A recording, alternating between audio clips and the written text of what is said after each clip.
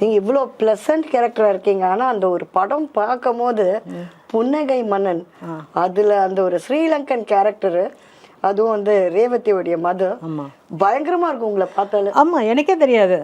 First சிங்களம்னா எனக்கு சிங்களமா தெரியாது இல்லையா.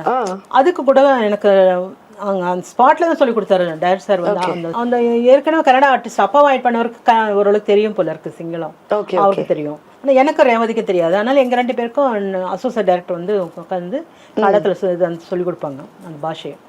அதுதான் சவுக்காரம்மா வீட்டில் தான் ஷூட்டிங் நடந்தது. ஓகே. அப்போ நான் சாரீலாம் அது வேற மாதிரி சாரீ இல்லை, அதெல்லாம் கட்டிட்டு போய் நின்று. அப்போ யாரோ நாங்கள் படிக்கட்டில் நின்று அங்கேருந்து இறங்கி வர மாதிரி ஷார்ட் வச்சுருந்தாரு. நாங்கள் நின்றுட்டு இருந்தேன். வாங்க பண்டார நாயக்கா, வாங்க பண்டார நாயக்கா. நாங்கள் யார் பண்டார நாயக்கா? நானும் சுற்றி தேடுறேன்.